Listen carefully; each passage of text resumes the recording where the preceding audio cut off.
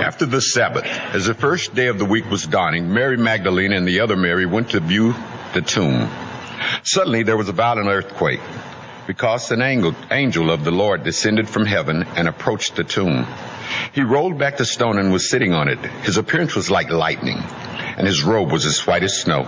The guards were so shaken from fear of him that they became like dead men. But the angel told the women, "Don't be afraid, because I know you are looking for Jesus who was crucified. He is not here, for he has been resurrected just as he said. Come and see the place where he lay. Then go quickly and tell his disciples, he has been raised from the dead. In fact, he's going ahead of you to Galilee. You will see him there. Listen, I've told you." So departing quickly from the tomb with fear and great joy, they ran to tell his disciples the news. Just then Jesus met them and said, "Good morning." They came up, took a hold of his feet, and worshipped him. Then Jesus told them, "Do not be afraid. Go and tell my brothers to leave for Galilee, and they will see me there." As they were on their way, some of the guard came into the city and reported to the chief priests everything that had happened. After the priests had assembled with the elders and agreed on a plan, they gave the soldiers a large sum of money and told them, "Say this, his disciples came during the night and stole him while we were sleeping. If this reaches the governor's ears, we will deal with him and keep you out of trouble." So they took the money and did as they were instructed. And this story has been spread among Jewish people to this day. The 11 disciples traveled to Galilee, to the mountain where Jesus had directed them. When they saw him, they worshipped, but some doubted. Then Jesus came near and said to them, "All authority has been given to me in heaven and on earth. Go therefore and make disciples of all nations, baptizing them in the name of the Father and of the Son and of the Holy Spirit, teaching them to observe everything I've commanded you. And remember, I am with you always, to the end of the age." Blessed be the word of the Lord. Amen. Amen. You may be seated. What a great day. For the Christian and for those who profess to be Christian, we enjoy Christmas. I think it gets a lot of fanfare. I know it's one of the most decorated days in the U.S. In the U.S. as far as decorations and all of that. And Christmas is important. But if Jesus died on the cross and never rose, then Christmas is meaningless. Because he did what every other human being has done. They died and never rose again. Now, then you add the fact that Friday is incredibly important, the Friday before Easter, in that Jesus died on the cross. And being a perfect man, he died as a sacrifice, as John the Baptist referred to the Lamb of God. And his death was incredibly important, but if he, there again, did not rise, then sin still has power. Sin still has the victory over us. But today, Easter, is a testimony that for 2,000 years the people of God have celebrated that Jesus did rise from the grave. And because he rose from the grave, we have the promise, we have the hope, we have the knowledge that if we confess and give our lives to Jesus Christ, we are forgiven and we are transformed and given new life. And one day, though our body may die, we will rise again to be with Jesus in eternity. And you may go, "Well, this is great folklore. This is great stuff of history, and that's kind of neat and all, but that's really not very scientific." And I'm a person of science. I appreciate that. Science is important. By the way, you're studying what God made, so, just be aware of that. But I thought we'd dig to somebody who's a lot more scientific than me, because my scientific level is barely anywhere above my shoe. It's pretty low. So Dr. Ian Hutchinson, a professor of nuclear science and engineering at MIT, I think that's a pretty good, standard, explains why he and his Christian colleagues at MIT believe in the literal, bodily, historical resurrection of Jesus Christ. Dr. Hutchinson said, he says that he's following a long tradition that includes many scientists. From Robert Boyle, the idea of gas law, co-founder in 1660 of the Royal Sciences, stated that the resurrection is a fact. James Clerk Maxwell, whose Maxwell equations from 1862 govern electromagnetism, held a deep belief in the resurrection. And for William Phillips, a Nobel Prize winner in 1997 for the methods to trap atoms with a laser light, that's pretty cool sounding, said the resurrection is not discredited by science. Hitchison goes on to say, to explain how a scientist can be a Christian is actually quite simple. Science cannot and does not disprove the resurrection. Natural science describes the normal, reproducible working of the world of nature. Science functions by reproducible experiments and observations. Miracles are, by definition, abnormal and non-reproducible. So, they cannot be proved by science methods.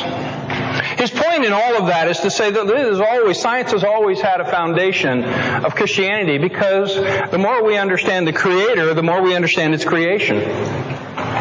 And scientists who claim not to deny that there is a God have to come up with some other explanation for the beginning. It was one of the most frustrating things when science began to realize there had to be a beginning, because when there's a beginning, that means there has to be a creator. Nothing is ever created out of nothing. That being said, let's understand the context. We're going to start with that premise. I'm not going to be here to scientifically, I'm quoting them, so I'm not going to be here to prove that scientifically or any other way at this point. I'm just going to start with that assumption. That if the Word of God says the resurrection is true, scientists look at it and say, you know what, I see it logically, I see it historically, I believe it is true and accurate. So therefore, let's start with what God says about it. For God, in 2 Corinthians chapter 5, verse 21, it says, for God made Christ, who had never sinned, to be the sin, or be the offering for our sin, so that we could be made right with God through Christ. So the resurrection shows to us, first of all, the cross shows to us that He paid the price for our sin, but then the resurrection shows to us that He didn't just pay the price, He got victory over it. And when it comes to Christ's death and resurrection, people respond in different ways. In the days in which it happened, and even today. And in Matthew 28, in the passage that Mike just read, we're going to look at a few people who experienced the resurrection firsthand and look at their responses. And what I think you'll find with me is their responses are very similar to our responses. Perhaps some of your responses right here in the room. The one thing that's common about all three, and you'll notice this in my little bullet point, so to speak, is that they all fear. They all had fear. Now we must understand the word fear in the Word of God has several different meanings. One, it means to be terrified. Like you would be at a horror movie and all of a sudden you just, be freaking out, terrified. That it can mean that, but it also can mean the issue of awe or wonder. Like I remember going with my son to the Grand Canyon, and we stood there and looked out over that canyon, and we were just overwhelmed by the vastness of it. If you've ever been in the room when your child is born, or even if you couldn't survive or live through that, watching that happen, you were at least somewhere. When you got a hold of your child for the first time, there was a sense of awe and wonder. This is incredible. And that word fear can mean that as well. It all depends on where your heart is, on how you fear. The Word of God teaches us that there are many fears, that terrifying fear that if we're not right with God, that's a scary place to be. But it also teaches us that there is a healthy fear of awe or respect, of wonder of God. It says the beginning of wisdom is to have an awe or wonder of God. So let's look at it. Fear and fainting. Matthew 28, verse 2 through 4. Suddenly there was a violent earthquake because an angel of the Lord descended from heaven and approached the tomb. He rolled back the stone and saw and was sitting on it. His appearance was like lightning and his robe was as white as snow. And the guards were so shaken with fear of him that they became like dead men. Understand the context. There are different types of places where they buried people, but in the context of where Jesus was buried, he was buried in a rich man's tomb. He borrowed a tomb because he didn't need it permanently. We need to understand that. And so he's buried in a rich man's tomb, and a rich man's tomb had a unique setup. It was a hole inside of a mountain, and they took this giant wheel that they have created out of stone, weighing several tons, and they placed it over the hole, but they didn't just roll it in front of the hole and it kind of just sat there at an angle or something. They created a notch in the ground. They had an incline to it so that when they got the stone going, it rolled in, locked into place. The idea of moving it was not anything anybody thought of doing or considered doing. It was locked. It was there. But notice the guard's response, because we saw the angel came down and moved the stone. Why did God, do you ever wonder why the angels moved the stone? So that when somebody said he's not in there, somebody could go look and see. That's why they had to move it. It didn't move it so Jesus could get out. They moved it so you and I could look in. They moved it so the guards could go, what just happened? So that Mary and the others that showed up and Peter and others that showed up at the tomb could go, you're right, he's not here. But the guards, how did they respond? The guards were so shaken with fear that they became like dead men. In other words, the words means they fainted. Now, I've never been a military person, but we have a few in the church, and I'm just wondering if fainting is a strong skill for military service. I don't know that it is. I would venture to guess that for many in the military service, they are trained to be hardened, to stuff those emotions down, to stuff that fear down, and to not show it because they need to be the warrior. They need to be attacking. They need to be defending. They need to be protecting. And they may be afraid, but they are not to let that be seen by the enemy. And so here they are. They've been given the command by the Roman government, guard this tomb with your life. And an angel shows up and boom, they fall to the ground and faint. These are trained, skilled, should be fearless warriors. And they're petrified because of the miracle of the resurrection. Isn't it interesting that largely on the cross, while Jesus hung on the cross, there he hung, most people standing around. There were a few family, or not family necessarily, but his mother, I guess that would be family, his mother, and a few other followers that were standing there that did weep for his crucifixion. But the vast majority, the religious leaders mocked him, made fun of him. The Roman soldiers said, what can we do with his clothes? Maybe we can sell those off, or we could, I'll take them and use them for mine. There was no respect, there was no fear at the cross, but the resurrection created fear.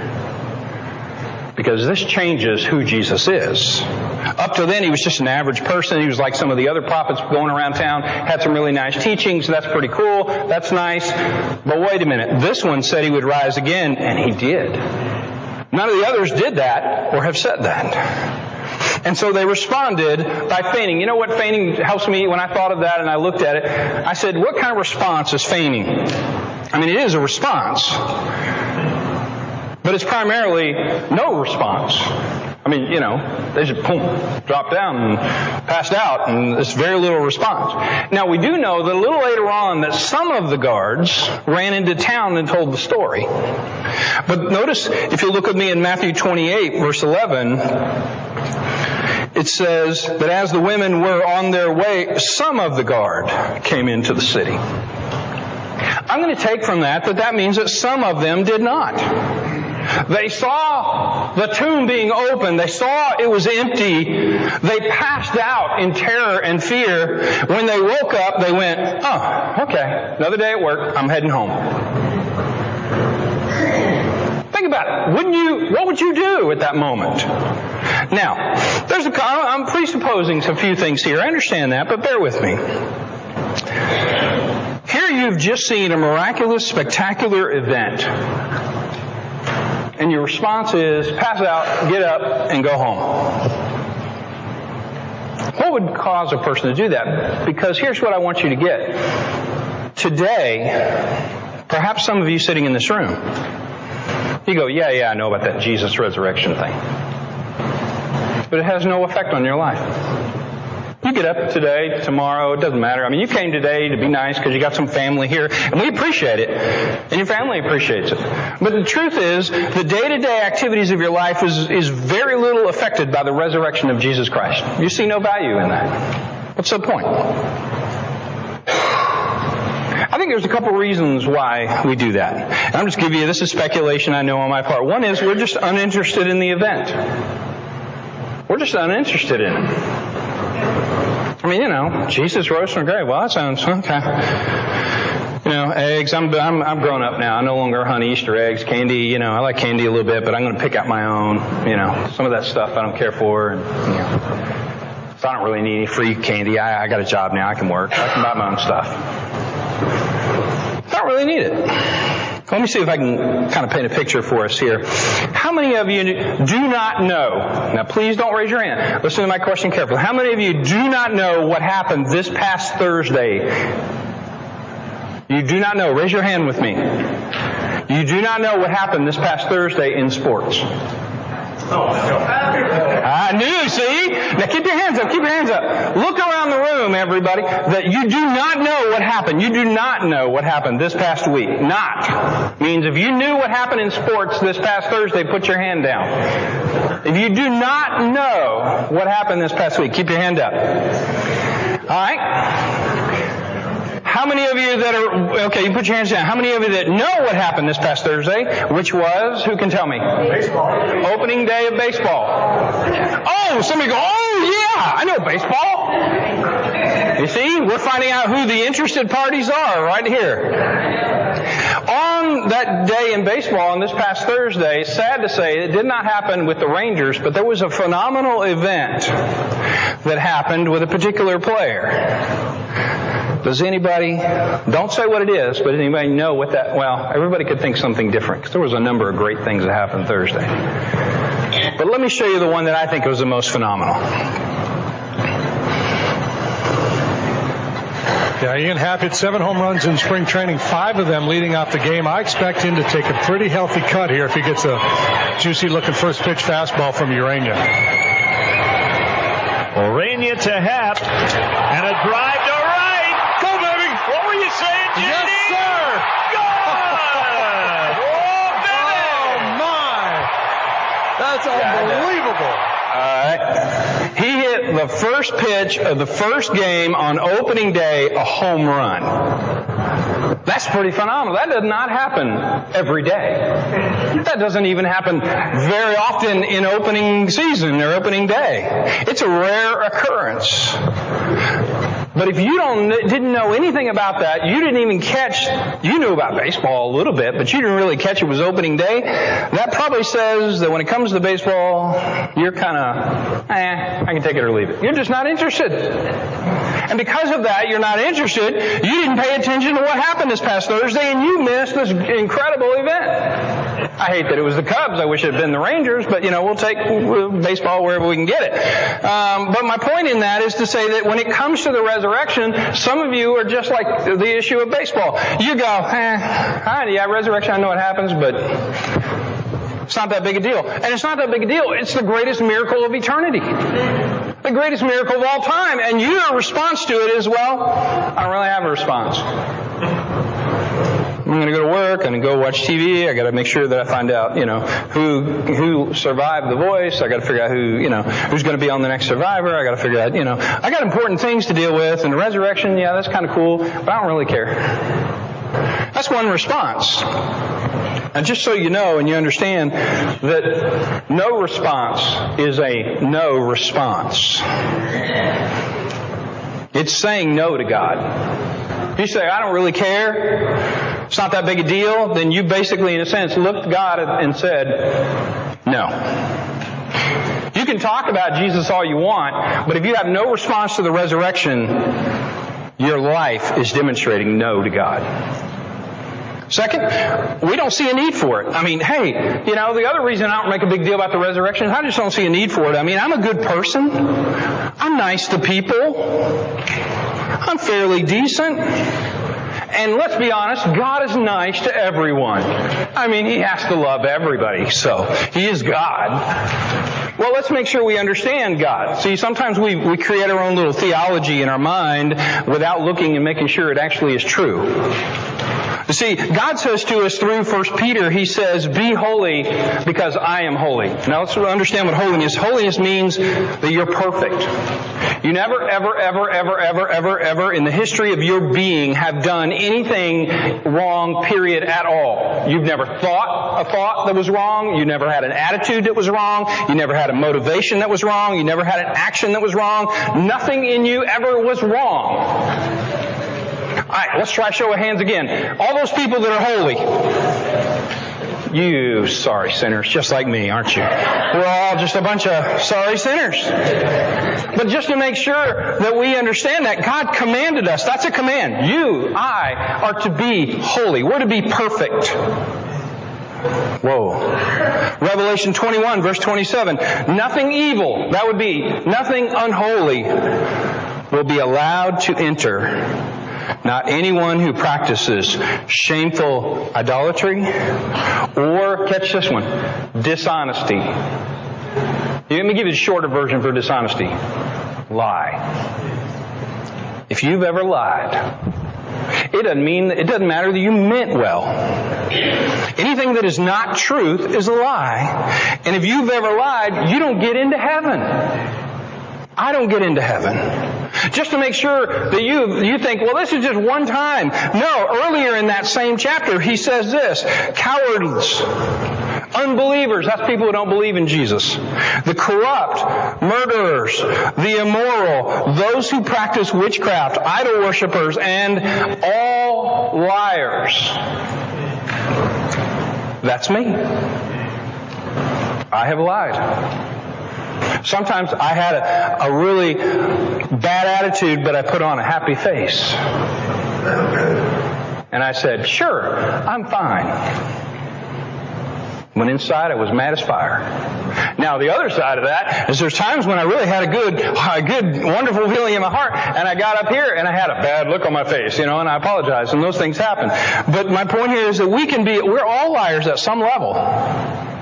And notice what happens to liars. Their fate, their destiny, their eternity is in the fiery lake of burning sulfur. That's a shorter word called hell. And hell is real. It is a place where those who choose to reject God, who say no to the resurrection, who say no to God, they suffer continual eternal separation from God. So if you don't see a need for it, then there's a big problem. Now, it is possible, and let me just throw this in there, because I don't know some things about the guards. It is possible those guys went home and said, you wouldn't believe what happened today at work. I mean, can you imagine the dinner table that night? Whew. I mean, I was guarding the two. And you know what? They knew, because here's what those guards knew. Because the body that they were guarding was gone, that meant their lives were on the line. And some of those men may have gone home and said, I don't know what to do now. And they had a conversation with their spouse, or maybe they just spent some time alone and said, you know what, God, I don't know what's going on here, but I need help here. And they prayed for the first time and said, Lord, I need you. And some of you need to come to that place where you stop and take a serious look at the resurrection. If you doubt it, it's okay. God gives you the freedom to doubt, but you need to investigate and find out if it's real. You got some serious soul searching to do. If it's not real, then we're all Christians are fools, as Paul says. We've wasted our time here today. We should be waiting for the next game. Another response is fear and fabrication. Fear and fabrication. Matthew 28, verse 11 through 15. As the ladies were on their way, some of the guards came into the city and reported to the chief priest everything that had happened. So those guards who went in town, they got with the chief priest. They told him what happened. After the priests had assembled with the elders, these are the leaders of the community, and agreed on a plan. They gave the soldiers a large sum of money and told them. So they said, here's what you're going to say, because the soldiers got to have a story. How did that body disappear? They said, his disciples came during the night and stole him while we were sleeping. Now there's so much incriminating in that story. Number one, If you're guarding something, are you supposed to be asleep? If you're I'm thinking, help me out. No. Number 2, uneducated, untrained, depressed, discouraged people that have just seen their leader killed are going to show up and take on a bunch of armed, trained soldiers. That doesn't make sense. If that's the best Rome has, then Rome was going to fall really quick. A little band of, hicks come along and said, hey, we'll take you on, and no, it's not going to work that way. If this reaches the governor's ear, notice the next part. This is important. If it reaches the governor's ear, we will deal with him and keep you out of trouble. What was the trouble? The governor's going to kill you because you failed. So they were in fear. Why did they go to the leaders? Because they were in fear of being in trouble. And they looked to human means to take care of their trouble. And so what did they do? They fabricated. They lied. So they took the money and did as they were instructed, and this story has been spread among the Jewish people to this day. You know what they did? They lied. You see, the reality was the tomb had been rolled away by the angel so that people could, or the stone had been rolled away by the angel so they could see in. They looked inside. There was no body in there at all. The body was gone. The angel appeared and said, he's not here. He is risen. But that reality wasn't a good reality for them. They didn't like that reality. So they used the words of theologian Adam Savage. Some of you know Adam Savage? Anybody know Adam Savage? All right. What is his great theological line? He spoke the words of the leaders and of these soldiers. He said, I reject your reality and substitute my own. You see, the reality was the tomb was empty, but that reality didn't work for them. So they lied and created a new reality. And you know what? We sometimes do that. God says this is the way it is, and we go, well, no, I don't like that reality. I want to substitute my own. Let's go back to Dr. Ian Hutchinson. He does the same. He says that's exactly what people who don't believe in the resurrection do.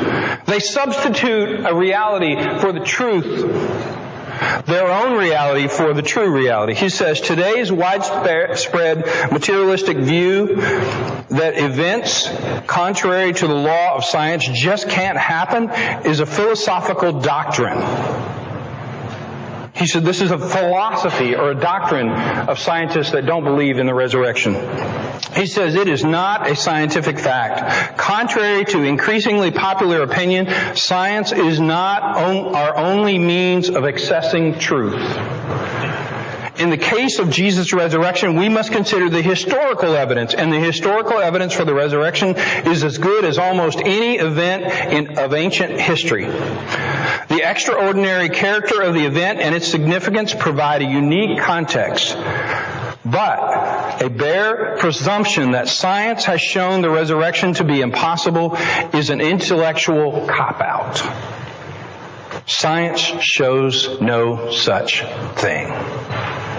You see, what is happening is when we don't like the resurrection because it makes us realize that we're not God, that we're not in charge of our life, that there is a God that one day I'm going to have to answer to.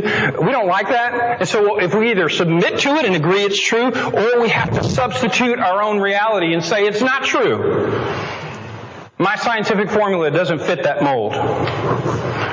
My philosophy of thinking doesn't fit that mold. We either have to recreate a God that isn't the God of truth, or we have to recreate the event. But we are creating a false reality. Let me let you in on what's going to happen with your false reality if you're holding that. Hebrews chapter 9, verse 27. Each person is destined to die once. And after that comes judgment. You see, what happens to us is we go, well, I don't believe in God that would judge people. That's not good. Even though we want justice, we get mad when people hurt us. But we deny a God that would create justice. And then we deny the resurrection and say, well, it doesn't fit into my paradigm. And so we live our lives by our own method. It's like the scientists that said, everything is evolution. Even love is evolution. And then he had to be honest one day. He said, the feelings I have for my children are not able to be explained by chemical responses in my brain. There's something deeper there. And it moved him to search for something deeper. You see, we must understand the world we live in, God is working in it and through it to draw us to Himself. And sometimes He'll do that through the simplest of means, out of the mouth of babes, out of the wonder of creation. Here are scientists, and that's why I brought it to you, that are saying over and over again, yes, in our scientific formula, we can tell you this, this, and this because we can reproduce it. But in the miraculous of the resurrection, that is historically accurate. That is without a doubt true. And it transforms us and makes us step back and deal with our reality that is not reality. You see, I've got to accept it as reality or I'm missing the mark. Let me take this to a little more positive positive area. There is fear and faith. You see, in verse 1, we get the side of those who saw the resurrection and did not respond. That was not what they did. They didn't lie about it. They responded in faith, believing it to be true. 28 verse 1, after the Sabbath, as the first day of the week was dawning, Mary Magdalene and the other Mary went to view the tomb. But the angel told the women in verse 5, don't be afraid, because I know you are looking for Jesus who was crucified. But He is not here, for He has been resurrected, just as He said. Come and see the place where He lay. See? It wasn't open to let Jesus out. It was open to let them see.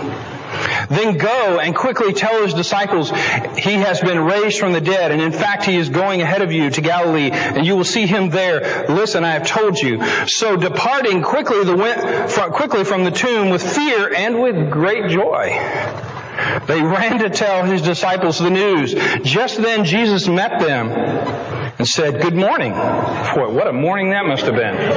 God stops you and says, hey, good morning. Good to see you today. That's pretty crazy. They came up. They took hold of His feet and worshiped Him. You see, they knew who He was. He was identifiable. They could hold Him. He was physical. Then Jesus told them, do not be afraid. Go and tell my brothers to leave for Galilee, and they will see me there.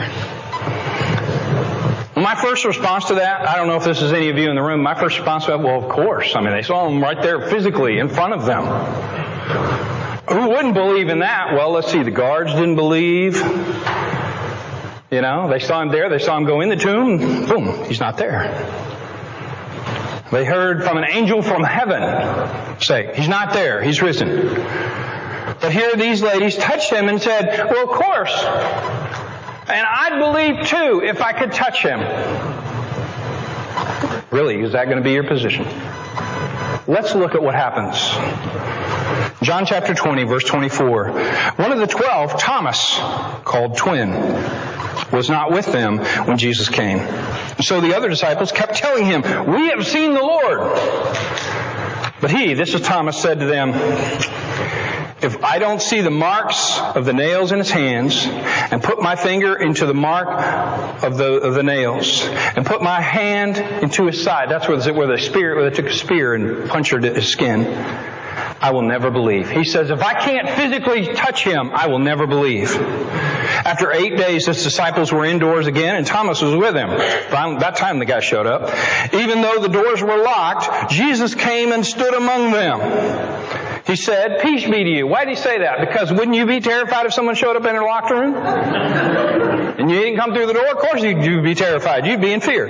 Then He said to Thomas, Jesus says to Thomas, put your finger here, observe my hands, reach out your hand and put it into my side. Don't be an unbeliever, be a believer. And Peter responded to Him, my Lord, my God. But here's the powerful part right here. This is for us. Jesus said, because you have seen me, you believed. Those who believe without seeing are blessed. He says, you know what? Right now, God is among us in His Spirit, and His Spirit doesn't have a body. He works in the hearts and lives of all human beings, but He works especially and He lives and He stays sustaining in the lives of those who are believers. And we can't physically grab his hand or kneel down and grab his feet. And we can't see physically those scars, but he says, you've got the truth right here in front of you. If you believe that, you will one day see.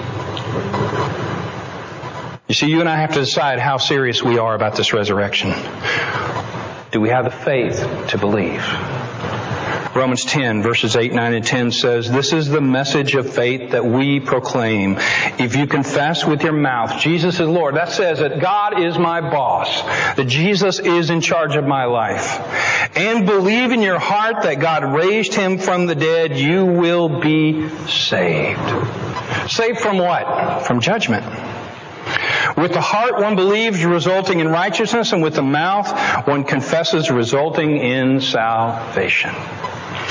So what happens when you believe in Jesus Christ? This wonderful thing takes place. And here's the thing, it's all in a spiritual realm that we can't see, but it's promised to us because of the resurrection. That everything you ever thought, did, motive, action, all of that you did that was wrong is washed away. And you are made clean. You are forgiven. But not just that, because you're clean, you've been made holy. And you know how I know that? Because he says, then the Spirit of God comes down from heaven and indwells your body. Let me tell you, go ahead, check it out in the Bible. If I'm lying, I'm dying. Okay? You can look it up for yourself. Wherever God dwells, it is holy. He says to Moses, take shoes off. This is holy ground. And what was it before God showed up? Dirt. Dirty dirt. But it was now holy dirt. Because God was there. You go to the temple. There's this giant tent sitting out in the middle of a desert. What was it before then? It was a bunch of skins from different animals that had been dyed different colors and some boards put together to make a tent. But when God showed up, it became the holy place. When Solomon built the temple, this magnificent temple of gold and stone and marble and all kinds of beautiful, miraculous building tools that they put together to build this magnificent temple, but when he was done, it was just a building. But when God showed up, it became a holy place. And God says that when we pray and ask Jesus Christ to be our Savior, He comes into our life and makes us holy. I don't deserve that, you don't deserve that, but He gives it to us because He loves you. And He not only does that, He gives you the power to overcome sin, to say no to your struggles and your addictions and your habits and your hang-ups. He gives you the ability to live a different life, a new life. And that is why we sing. If you'll bow your heads with me.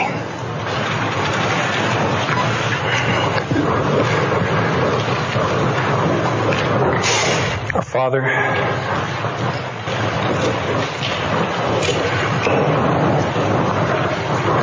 I come before you today.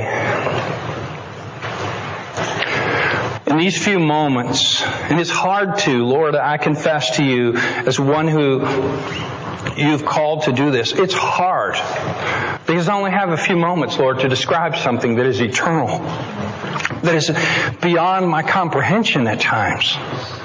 That is so magnificent and so wonderful, Father, that it's hard to even get the words together to make sense of. But yet, the truth and the reality of it is so clear. And you've shown it to us and you've demonstrated it to us in the most simple of ways. I pray, Father, that we would take these next few moments and we would just think about, as we listen to this song, the wonder of your resurrection. In Jesus' name.